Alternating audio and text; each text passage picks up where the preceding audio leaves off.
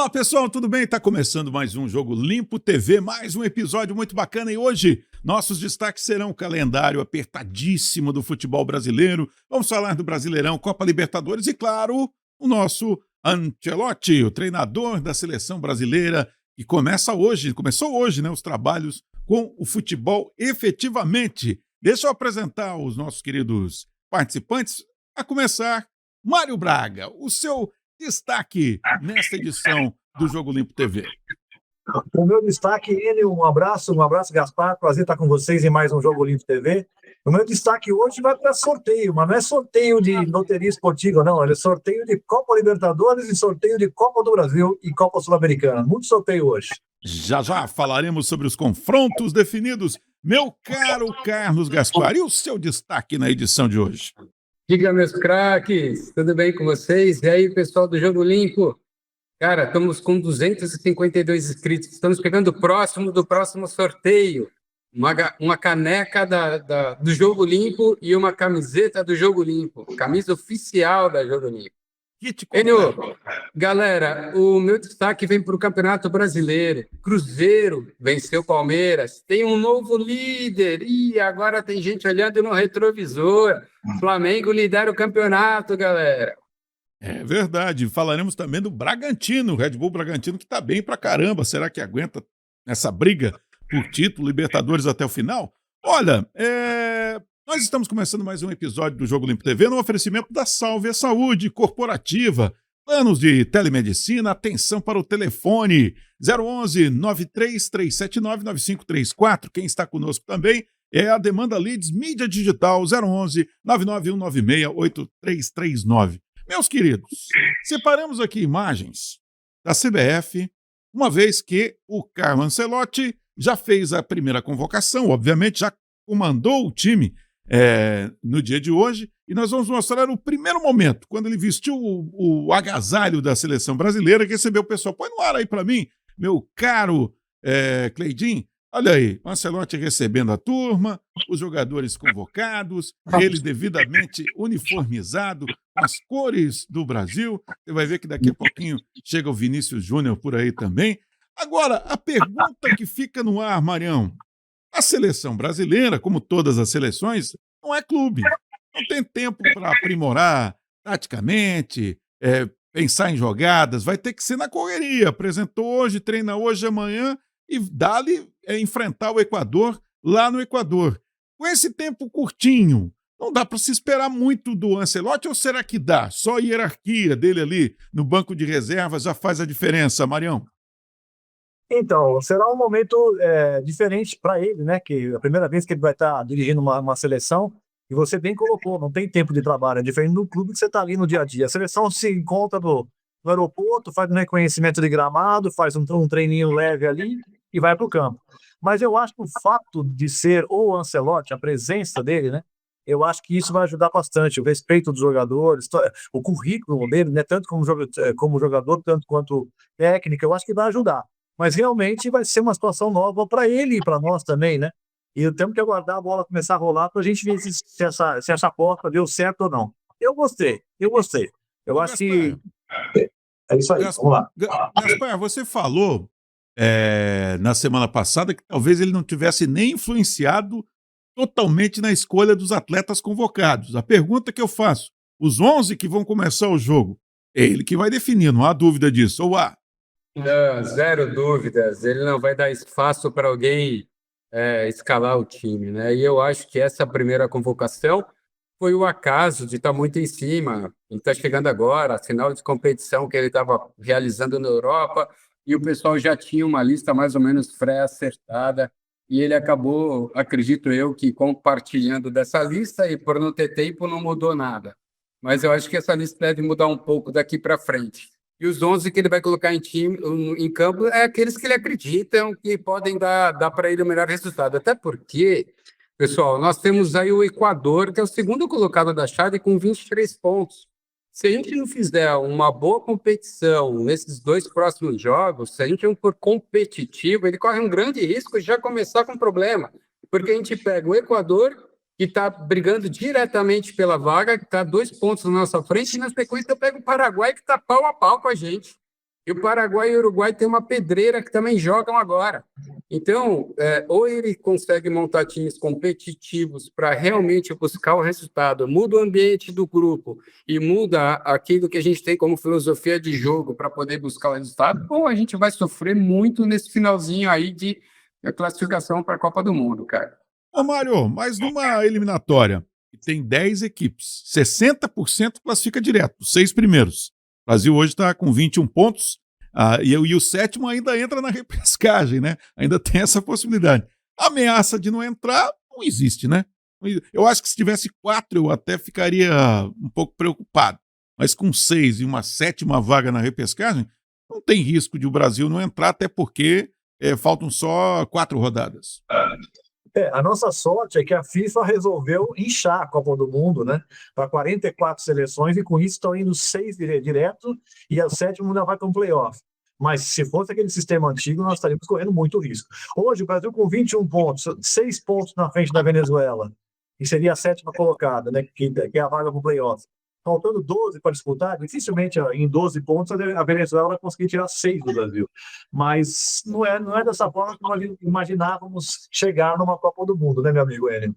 Ô, Gaspar, o Ancelotti assistiu o Flamengo, assistiu o Botafogo, no Newton Santos, assistiu o Flamengo no Maracanã e assistiu ontem o Corinthians lá no Itaquerão, no estádio do Corinthians. Ele ficou com uma impressão boa desses 3 jogos? O que você acha? Lamentavelmente não, né? A equipe dele já fez esse comentário, disse que ficou decepcionada com a qualidade dos jogos, com a qualidade do que foi apresentado, e eles têm razão, né? A gente até pode, de certa forma, dizer que tem um excesso de jogos de competições de jogos para os times brasileiros, mas, cara, é decepcionante. Tem jogos que é frustrante, você não consegue assistir ele por inteiro, né? Inclusive, ontem, Marião, o Ancelotti e o staff deixou o estádio do Corinthians com mais ou menos uns 37 do segundo tempo. Não aguentou até o final. Talvez porque não quisesse sair junto com o público. Vamos pensar nessa possibilidade. Isso é normal, é normal. Quando alguém convidado vai assistir algum jogo, ele sempre sai uns 10 minutinhos antes para não ficar naquela confusão de saída. Mas realmente deve ter sido decepcionante, porque ele viu 3 partidas, ele viu 2 1-0 e 1 0-0. Então realmente deve ter saído decepcionado. É verdade. Mas enfim, vamos aguardar. O Brasil vai enfrentar o Equador nessas dois primeiros compromissos sob o comando do Ancelotti e depois o Paraguai em São Paulo. O Equador lá em Guayaquil vai ser esse jogo da seleção brasileira. Agora, o nosso tema de hoje, meus caros, é o calendário insano do futebol brasileiro. Inclusive, o novo presidente da CBF falou outro dia que ele é favorável a uma redução do número de datas, né? Se fala em 11, em 12 datas para o futebol, para os estaduais, para os campeonatos regionais. Como é que vocês encaram isso aí? O Brasil realmente, o número de jogos chega a 85 para algumas equipes, né? É absurdo se comparado com os times da Europa que disputam Champions. Os que não disputam competições internacionais jogam muito menos, né? Como é que vocês encaram essa situação? O Gaspar, realmente o ritmo, o nível de compromissos no Brasil, e além disso, nós temos um outro problema que a gente deve mencionar junto com o calendário. As viagens são muito longas, né? Imagina só o Internacional de Porto Alegre. Joga no Nordeste, esse ano não, mas joga geralmente em Goiás, volta para São Paulo, vai para o Rio Grande do Sul, Rio de Janeiro, Brasília, sempre tem esses compromissos malucos. Como é que você pensa o calendário do futebol brasileiro, Gaspar? A logística compromete muito esse número de jogos, né? São muitas competições, trazendo para o clube uma dificuldade enorme, principalmente na parte logística, né? Com relação à estruturação da equipe para poder se deslocar dessa maneira. Mas, Enio, só para você sentir o drama, na Europa, a média de jogos são 65, quando um time chega à final de um campeonato. Aqui são 80, são 20 jogos, amigo. É muito puxado, é muito puxado. E lá a logística é muito próxima, os voos são muito curtos, você tem o transporte de trem que é muito rápido, você tem os aviões fretados que são exclusivos das equipes, então fica tudo muito mais fácil a nível logístico, né? Aqui a gente tem essas dificuldades de distância e de locomoção. Eu acredito que, se não for feito nada, vai ser muito difícil para os times continuarem esse ritmo com qualidade.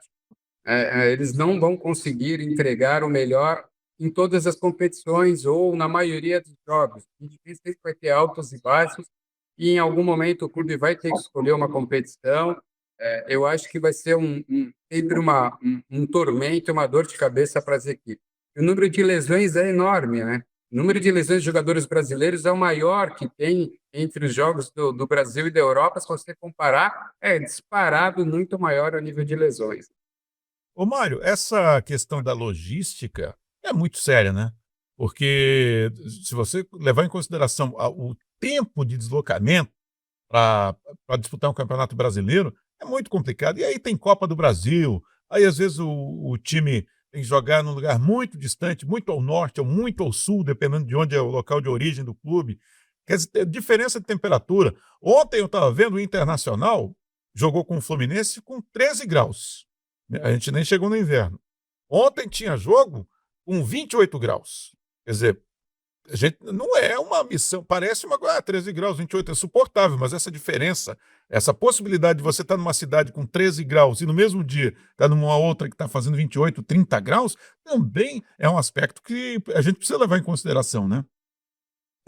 Muito bem colocado, Daniel. Talvez muitas das pessoas que estejam nos ouvindo agora não saibam, mas o Brasil, quando a gente fala que o Brasil é um continente, é porque a Europa cabe dentro do Brasil. Quando a gente imagina que um continente do tamanho da Europa caiba dentro do Brasil, a gente começa a ter a dimensão do que é isso. E eu costumo dizer que os grandes super-heróis desse campeonato brasileiro são os jogadores do Fortaleza. E o Bahia acabou saindo agora desclassificado da Libertadores e o Sport não está disputando. O Fortaleza, ele imagina que toda vez que ele tem que subir e descer, e agora o Fortaleza, depois a gente vai ver isso mais para frente, o sorteio da Libertadores foi muito rude com o Fortaleza, porque ele pega o Vélez, ou seja, tem que descer para jogar na Argentina, e depois ele pega o vencedor de Peñarol e Racing, ou seja, ele vai ter que descer de novo para jogar contra o Uruguai ou o argentino. O jogador não tem como aguentar isso, ele passa mais tempo fazendo check-in e check-out em aeroporto e em hotel do que treinando e jogando. Então é muito difícil mesmo.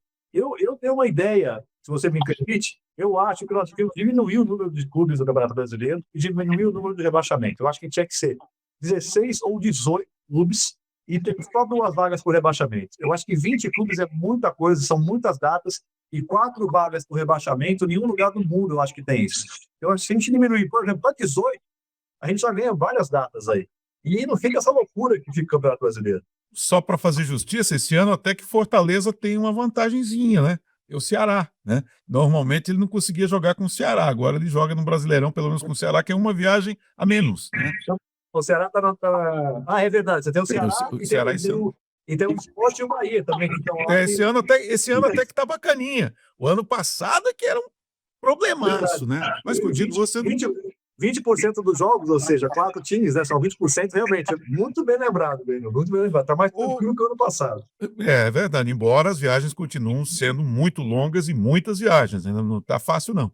Ô, Gaspar, agora falando sobre, já que a gente abordou esse assunto das múltiplas competições, né, que os times participam, uma hora é Sul-Americana, é Copa Libertadores, os grandes, né, Copa do Brasil, tem os campeonatos regionais, quer dizer, o número de compromissos é muito grande e nenhum clube gosta de abrir mão. Mas, por exemplo, há quem diga, o time largou mão da Sul-Americana, está priorizando o Brasileirão. O time está ameaçado pelo rebaixamento, então se dane a Sul-Americana. Isso acontece, de fato.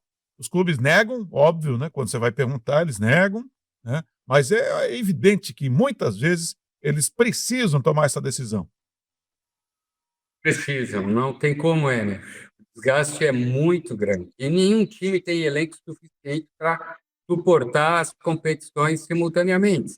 Não dá para você montar 2 equipes no futebol brasileiro de grandes jogadores. Então você tem que mesclar. E o nível realmente vai ficando diferenciado. Não dá para você comparar o time titular com o time que vem atuando esporadicamente, né? Falta conjunto, falta entrosamento, falta uma série de recursos que você não tem, até pela não estar praticando o esporte todo dia, só treinando, não está competindo, né? Então, muda muito quando você tem que ficar mesclando o time o tempo inteiro, né? Você pode observar que várias equipes têm altos e baixos, elas começam a definir como é que vai ficar o seu comportamento sempre no segundo turno do Campeonato Brasileiro, porque elas definem foco e aí elas vão buscar aquilo que elas definiram. No primeiro, elas vão jogando para ver até onde podem chegar, como se posicionar, o que vai acontecer entre as competições. E aí, no segundo turno, no segundo semestre, é onde elas definem para onde elas querem ir, né? Mas é muito complicado. Ó, haja vista o que o Luiz Felipe falou, cara. O Luiz Felipe, não, o técnico do Flamengo, o Felipe Luiz. Felipe Luiz. Ele comentou agora no jogo contra o Fortaleza. Ele falou assim: ó, pessoal, vocês estão querendo já falar de campeonato mundial comigo? Vocês assistiram a final da Champions League? É. Entendeu? O cara, ele perguntando para o repórter: vocês assistiram a final da Champions League? Parece outro esporte. Mas é evidente, cara. Os caras têm tempo de treino, os jogadores se repetem, você tem um nível de lesão menor, você pode treinar taticamente. Então, é um outro esporte realmente, ele tem toda a razão.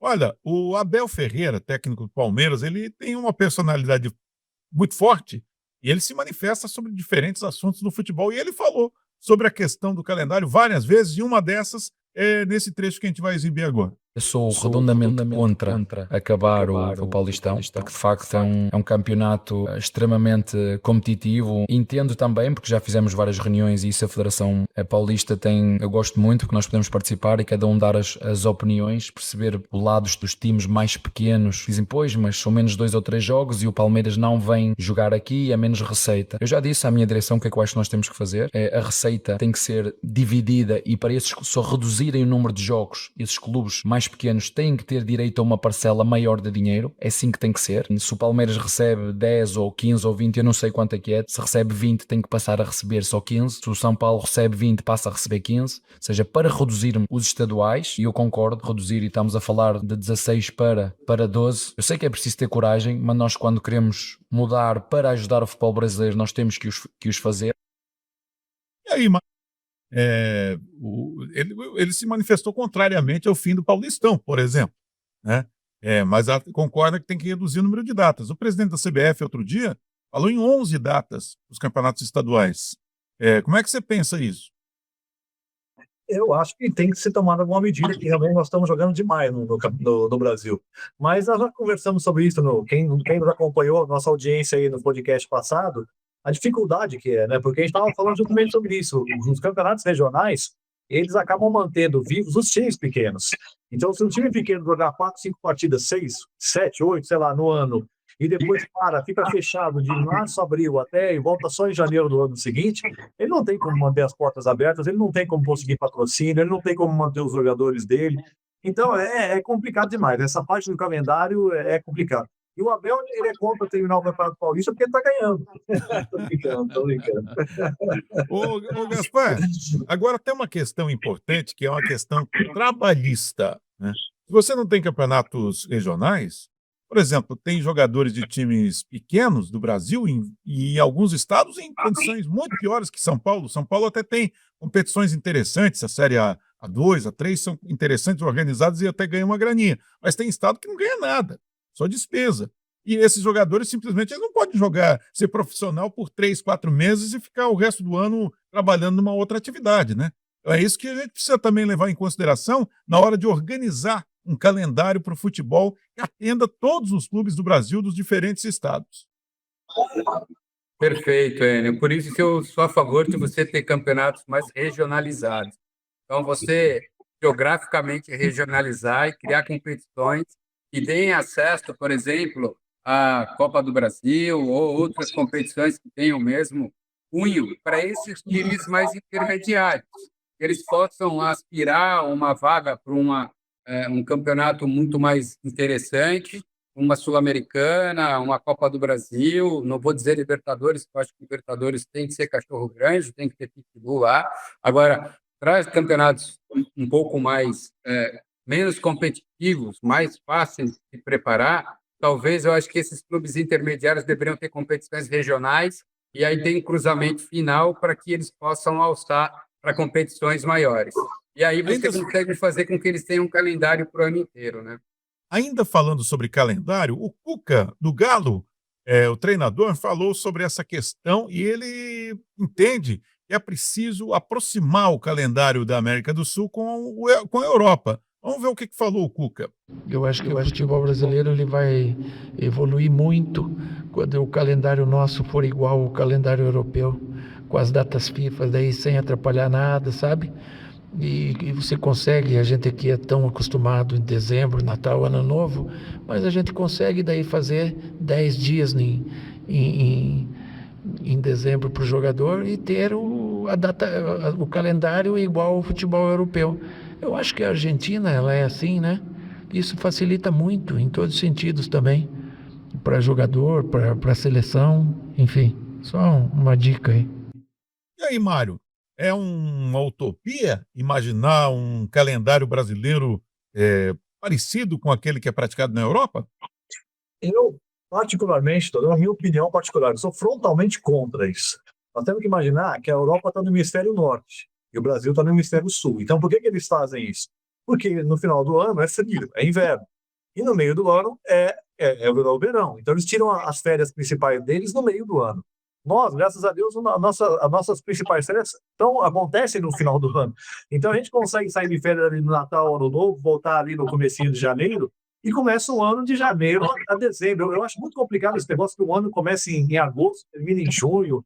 Eu acho que isso é uma questão de cultura nossa. Nós estamos acostumados que o nosso ano letivo começa em janeiro e termina em dezembro. E as nossas férias também são assim. Você imaginou a gente, um campeonato bombando num mês que está todo mundo de férias, todo mundo viajando? Isso não daria certo aqui. Eu sou contra, eu entendo que facilitaria por causa das janelas, por causa de tudo isso, para a gente poder estar na mesma página, vamos dizer assim, que a Europa. Mas eu sou totalmente contra. Eu acho que são situações totalmente diferentes. Geograficamente estamos totalmente diferentes e isso não daria certo aqui no Brasil. Gaspar, o que você pensa aí da sugestão do Cuca? Eu entendo que a gente precisa fazer um modelo que o Mário sugeriu, uma diminuição de clubes dentro das séries principais. Então, o Campeonato Brasileiro trabalhar com 18 clubes, outras competições diminuir o número de equipes para que se tenha menos datas dentro das competições, elas não deixem de existir, continuam sendo atrativo, continuam sendo um prestígio, mas com um número de jogos menor. Eu não acredito que você mudar a ordem do calendário possa contribuir com essa evolução para um descanso ou para uma qualidade de jogo melhor. Então, a conclusão que nós chegamos aqui nesse pequeno debate é que, na verdade, o que tem que ser feito é diminuir o número de jogos. Esse é o problema. Não é uma questão de calendário ser equivalente ao europeu. Claro que isso afeta alguns negócios dos clubes, mas essa é a conclusão que nós chegamos. A CBF está avaliando a criação de uma série E. Seria a série A, B, C e D com 20 equipes cada uma, e a série E, que seria a série com muitos clubes, 64, e seria regionalizando.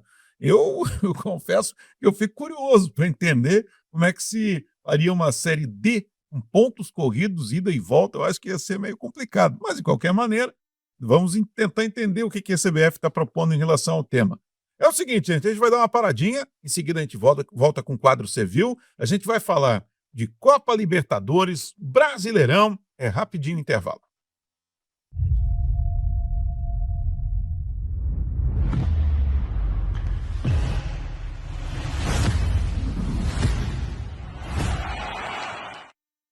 De volta! Olha, deixa eu falar dos nossos queridos patrocinadores. Quem está conosco aqui é a Salve Saúde Corporativa, planos de telemedicina. Atenção para o telefone, esse que está aparecendo na tela, 011 93379 9534, e a Demanda Leads Mídia Digital, 011 99 196 8339. Quero convidar você a fazer sua inscrição no canal do YouTube, mande para os amigos, peça para os amigos fazer inscrição também, siga a gente no TikTok, Instagram, valendo uma camisa lindona do Jogo Limpo TV e uma caneca, tá certo? De repente, na semana que vem já tem mais um ganhador aí, tá bom? Meus caros, agora é hora de a gente falar de Copa Libertadores da América. Hoje o sorteio foi realizado e os confrontos estão definidos. Vou pedir para o meu querido Cleidinho botar os confrontos na tela. Por gentileza, Cleidinho, deixa eu dar uma olhadinha em quem enfrenta quem aí. Olha só, o São Paulo Futebol Clube vai encarar o Atlético Nacional da Colômbia. O Botafogo tem o o Liga de Quito, né?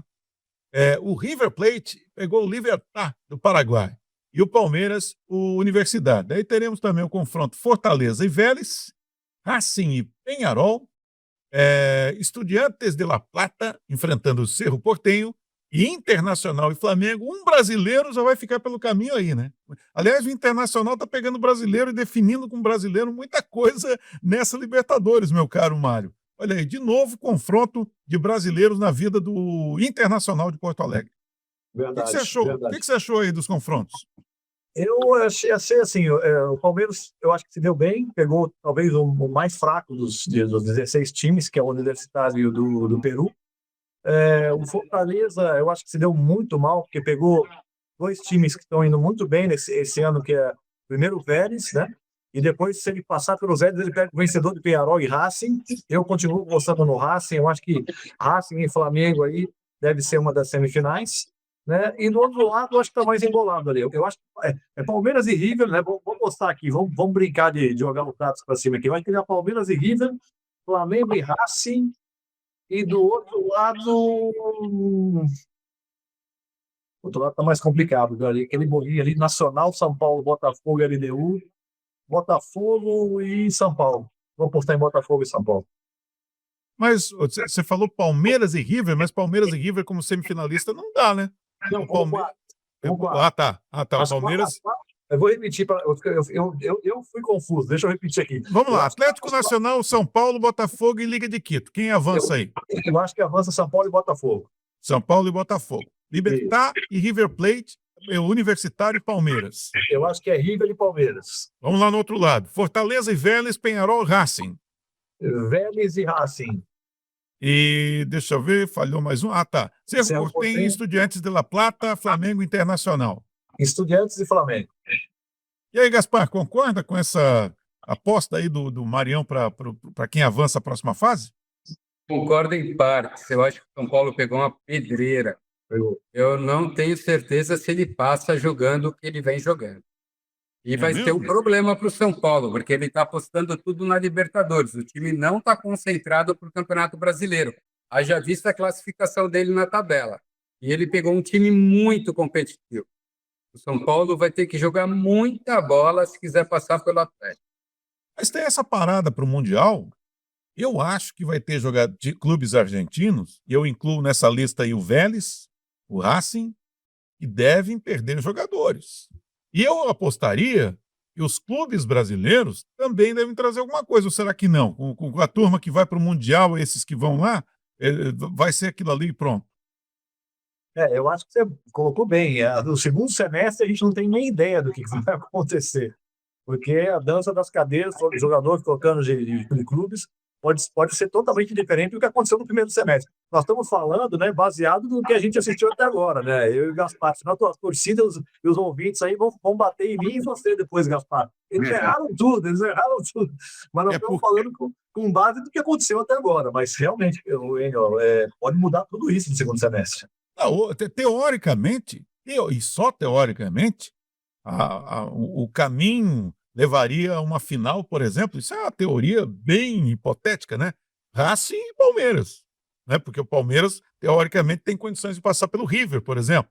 Teoricamente, a gente sabe que na prática muita coisa acontece, né? O Botafogo não era cotado para ser semifinalista na temporada passada. Então ninguém garante que, de repente, um Vélez da vida acerte o time numa rodada final, ou de repente o Flamengo embale. Essa que é a verdade, né? Porque também não tem nenhum bicho-papão. Tem bicho-papão aí, Gaspar?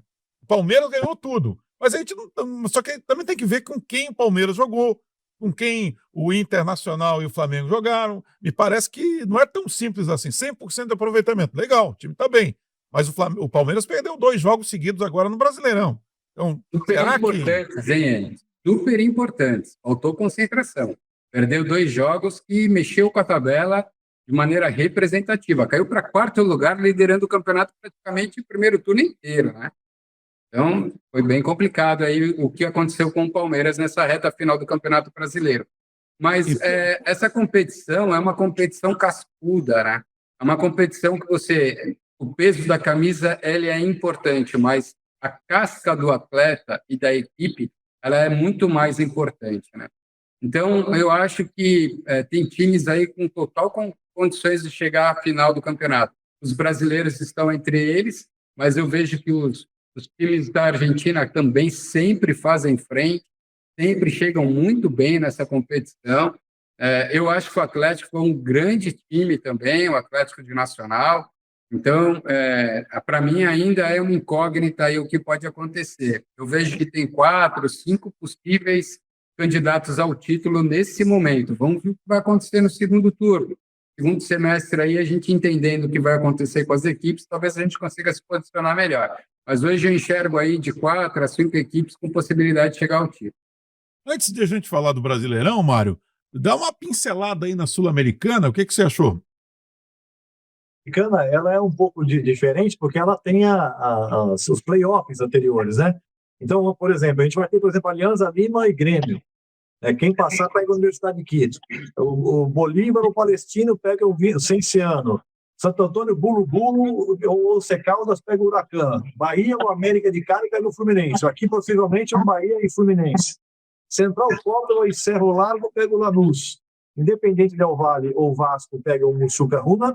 E o Atlético Bucaramanga ou o Atlético Mineiro pega o Godoy Cruz. E o último jogo, Universidade de Chile contra o Guarani do Paraguai pega o Independente. Aqui nós vemos que, tirando o Fluminense é o único time que se classificou dos brasileiros diretamente. Todos os outros brasileiros estão indo para o play-off aqui para seguir. Eu vejo que a Universidade de Chile saiu bem da Libertadores, eu acho que tem bastante chance. O próprio Fluminense está bem. O Independiente da Argentina, que é um time copeiro, e é mais ou menos por aí. Acaba ficando entre Brasil e Argentina novamente. Mas ainda esse playoff ainda tem muita água para passar embaixo da ponte para depois começar realmente o mata-mata das oitavas, e aí a gente vai ter uma visão mais geral, mais global do que pode acontecer dessa Sul-Americana. É hora de falar de Campeonato Brasileiro, e no Campeonato Brasileiro é que vem o quadro Sevil de hoje. E o personagem do quadro Sevil é o Neymar. Põe no ar aí.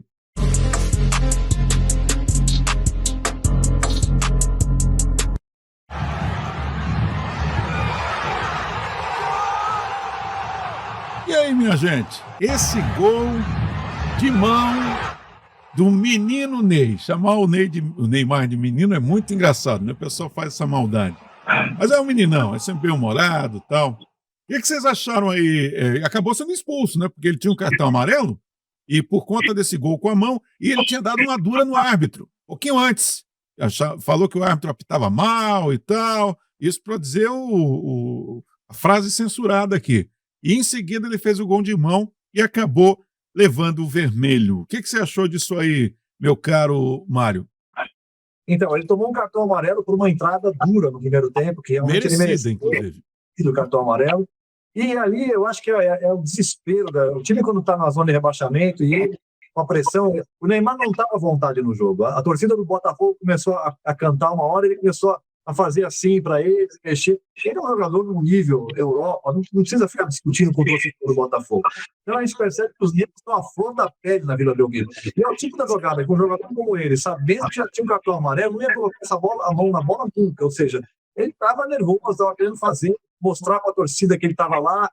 E realmente, depois ele fez até uma postagem nas redes sociais pedindo desculpa para a torcida do Santos, dizendo que se ele não tivesse saído, o Santos ganharia o jogo, esses 3 pontos aí estão na conta dele.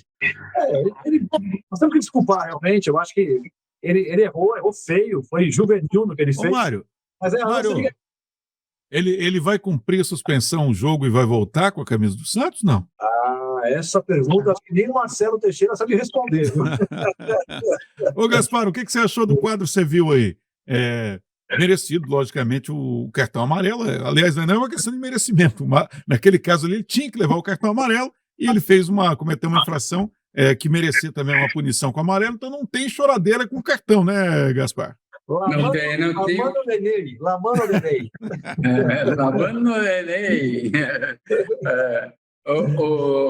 Pessoal, eu acredito que o Neymar está precisando encontrar equilíbrio emocional. Ele está sem estabilidade emocional. Acho que tem muita coisa acontecendo em torno dele e ele está com muita vontade de tentar ir para a Copa de novo, mas talvez ele não esteja acreditando nele mesmo. na capacidade física, na capacidade de se preparar, na capacidade de poder entregar o que ele já entregou para o futebol brasileiro. Eu acho que ele está precisando de um apoio muito sério aí e possa trazer para ele estabilidade emocional para que ele possa começar a desenvolver na prática o talento dele de novo. Indiscutivelmente é um craque, mas está faltando o controle emocional, porque um cara com a experiência dele, com a vivência dele, sabendo que tomou um amarelo, o time passando pela situação que está passando, e ele botar uma mão na bola ali, achar que com todas as câmeras que tem hoje nada ia ser visto, é juvenil demais, né? E não é o papel dele, ele é um cara que tem muita história no futebol para a gente chamar de juvenil, né? Deixa eu dar E uma se ele passadinha. coloca, e se ele Diga, coloca, diga. não, eu só falar que se ele coloca a cabeça na bola, o juiz daria pênalti, porque o jogador do Botafogo veio chutando tudo ali. É Isso. óbvio que ele ficou com medo, óbvio, mas se ele tivesse sido um pouquinho mais para frente, ele teria cavado o pênalti e o Santos teria ganho o jogo de 1-0. Verdade, tá aí, portanto, olha, meteu a mão, ali não tem nem o que discutir, não tem margem para dúvida nenhuma. Tanto é que ele nem reclamou, né? Ele deu aquela reclamadinha só para não perder o hábito, mas ele sabe que ele tinha que ser expulso. Olha, nesse jogo aí que você viu, o Botafogo venceu o Santos na Vila 1-0, nós tivemos a vitória do Bahia 2-1 no São Paulo, o Red Bull Bragantino ganhou do Vasco lá no Rio de Janeiro, em São Januário. O Sport, rapaz, o Sport, não tá fácil a vida do Sport. Perdeu para o Mirassol 1-0. O Grêmio bateu o Juventude em Caxias do Sul 2-0. O Flamengo fez 5-0 no Fortaleza. O jogo que o Ancelotti foi assistir não aconteceu nada. Corinthians e Vitória 0-0. Galo bateu o Ceará em Fortaleza 1-0. Cruzeiro 2-1 no Palmeiras. E o Flu venceu o Internacional por 2-0. Põe a tabela de classificação no ar aí para mim, Peitinho, para a gente dar uma olhadinha como é que ficou a situação agora. Lembrando que Botafogo e Ceará, com 15 pontos, tem um jogo a menos. Eles vão se enfrentar ainda no meio de semana, quarta-feira. Flamengo isolado na liderança, 24 pontos. Olha o Cruzeiro aí, 23, coladinho com o Bragantino. Palmeiras perdeu 2 seguidas, ficou na quarta posição com 22. Aí o Fluminense com 20, Bahia 18, Mirassol e Atlético Mineiro 17. E o Botafogo e Ceará com um jogo a menos 15. Na zona do rebaixamento, lá no outro lado, Fortaleza, olha só, Libertadores, o Fortaleza, 10 pontos, abrindo a zona de rebaixamento. Santos de Neymar, 8 pontos. Juventude também com 8 pontos e a situação do Sport é crítica. Apenas 3 pontos. Essa tabela aí, meu caro Mário. Eu quero chamar a atenção para uma coisa curiosa ou tendenciosa, não sei. Do 13º colocado, que é o São Paulo, para baixo, apenas o Vitória empatou com o Corinthians.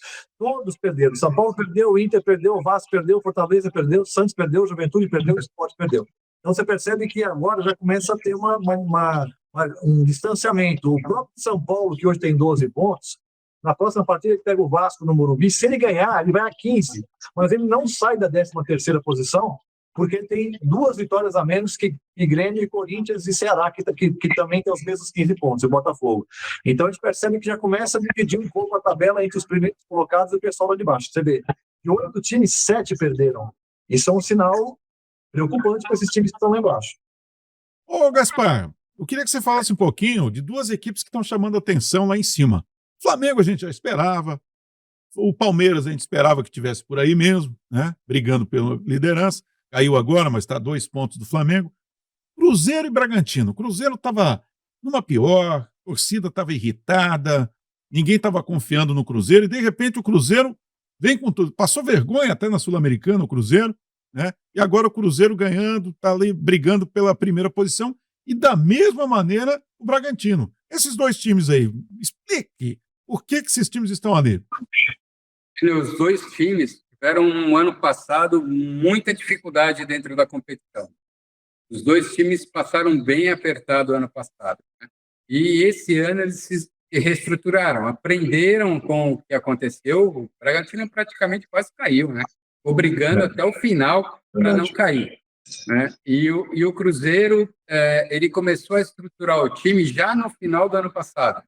Quando acabou o campeonato, ele já começou todo um processo de reestruturação. Então, ele vem aí há praticamente 5, 6 meses fazendo um time para essa competição, que é o Campeonato Brasileiro. Tanto é que eles não deram foco para a Copa Sul-Americana, né?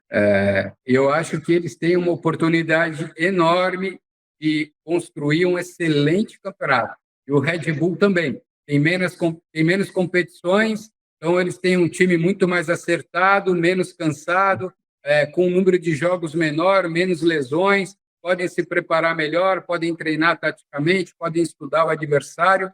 Então, eles estão conseguindo criar um cenário muito favorável aí. Eu acho que se no segundo semestre não mudarem muito os times, né, os jogadores, os atletas, a gente não tiver aí uma mudança representativa de atletas indo embora ou de atletas chegando, eles devem ficar entre os 6 aí até o final do campeonato.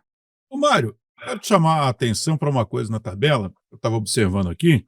O Fortaleza abre a zona de rebaixamento com 10 pontos. O Santos tem 8. Se o Santos não se cuidar, olha, hein? Mas eu quero chamar a atenção para o seguinte: Fortaleza tem 10 na zona de rebaixamento, mas o Vasco está fora com 10 pontos. O Internacional de Porto Alegre tem 11 pontos, um a mais do que o Fortaleza. O próprio São Paulo tem 12. Então, quer dizer, nós temos aí 3 gigantes do futebol brasileiro. Alguém vai dizer é cedo. É cedo. A gente não chegou nem na metade do campeonato.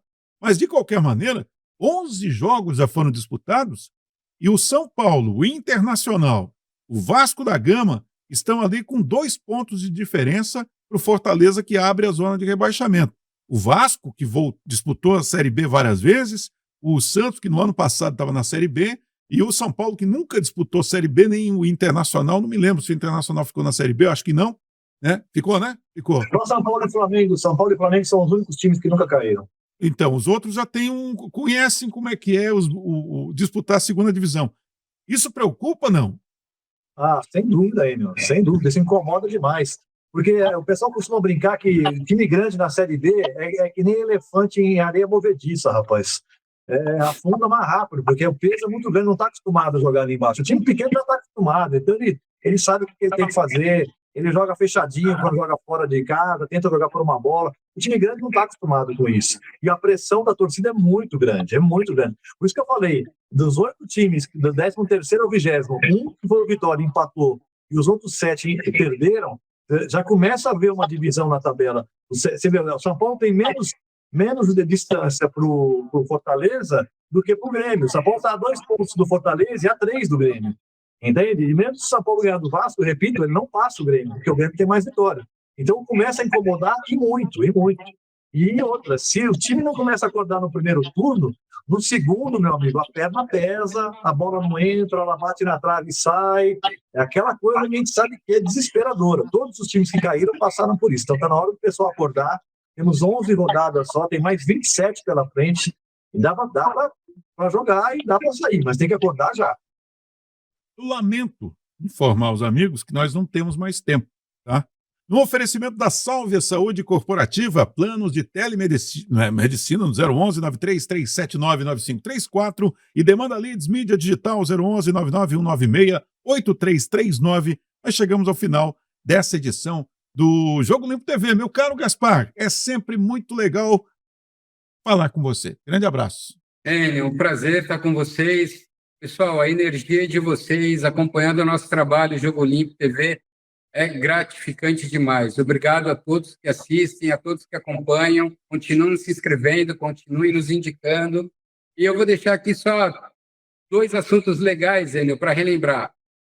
O calendário é tão cruel que o Vasco, em 2000, fez 89 jogos. Esse é um assunto que vem sendo discutido desde 1990, com vários depoimentos de atletas e treinadores, que o calendário é apertado. Se você pegar aí, em 2003, o Cruzeiro fez 2 partidas no mesmo dia. Em 2013, você teve em dias consecutivos o Grêmio fazendo 2 partidas também. E você teve o São Paulo fazendo 2 partidas no mesmo horário, praticamente. Né? Absurdo. Então, precisa realmente ser tratado isso com urgência e com dedicação para a gente ter um campeonato que seja bom para todos. Um abraço, Mário. Pessoal. Tchau. Mário, para a gente encerrar hoje, eu acho que merece a gente lembrar do campeão da Champions, né?